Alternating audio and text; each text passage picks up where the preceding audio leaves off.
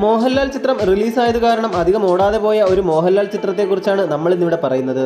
ആ ഒരു ചിത്രം ഏതാണെന്ന് നോക്കുന്നതിന് മുമ്പേ നിങ്ങൾ ഇതുവരെ നമ്മുടെ ചാനൽ സബ്സ്ക്രൈബ് ചെയ്യാതെയാണ് വീഡിയോ കാണുന്നതെങ്കിൽ ചാനൽ ഒന്ന് സബ്സ്ക്രൈബ് ചെയ്തതിനു ശേഷം വീഡിയോ തുടർന്ന് കാണുക. 1993 ഡിസംബർ. ഈ മാസം 3 മോഹൻലാൽ ചിത്രങ്ങളാണ് റിലീസായത്. ചെങ്കോൽ, കളിപ്പാട്ടം, മണിച്ചിത്രത്താഴ് എന്നിവ. ആദ്യം റിലീസ് ചെയ്ത ചെങ്കോൽ സിബി മലയിൽ ലോഹിതദാസ് ടീമിന്റെ കിരീടം എന്ന ചിത്രത്തിന്റെ 2ാം ഭാഗമായിരുന്നു. സേതുമാധവന് എന്ത് സംഭവിച്ചെന്നറിയാൻ കേരളം അത്രമേൽ കാത്തിരിക്കുന്ന സമയം. അതുകൊണ്ട് തന്നെ ചെങ്കോൽ റിലീസായപ്പോൾ നല്ല കളക്ഷൻ ആയിരുന്നു ചിത്രത്തിന്. കൃത്യം 13 ദിവസം കഴിഞ്ഞപ്പോൾ മോഹൻലാലിന്റെ 2ാമത്തെ ചിത്രം റിലീസായി. വേണു നാഗവള്ളിയുടെ സംവിധാനത്തിൽ കളിപ്പാട്ടം. നല്ല ഒരു കുടുംബചിത്രം എന്ന പേര് സിനിമ നേടിയെടുത്തു. പക്ഷേ ചെങ്കോൽ തിരയിൽ കളിപ്പാട്ടം പരുങ്ങി. കളിപ്പാട്ടം റിലീസായതിന്റെ പിറ്റേന്ന് തന്നെ ഫാസിലിന്റെ മണിച്ചിത്രത്താഴ് റിലീസ് ചെയ്തു.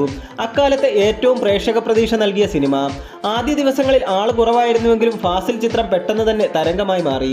അങ്ങനെ ആളുകളെല്ലാം തന്നെ പ്രത്യേകമായി പറഞ്ഞാൽ കുടുംബ പ്രേക്ഷകർ തിരഞ്ഞെടുത്ത ക്രിസ്മസ് പടം മണിച്ചിത്രത്താഴായി മാറി. ചുരുക്കി പറഞ്ഞാൽ കളിപ്പാട്ടത്തിന് കളിക്കാൻ സ്ഥലം കിട്ടാതെയായി. ഈ 3 സിനിമയിൽ നിങ്ങൾക്ക് ഏറ്റവും ഇഷ്ടപ്പെട്ട ചിത്രം ഏതാണെന്ന് കമന്റ് ബോക്സിൽ രേഖപ്പെടുത്തുക.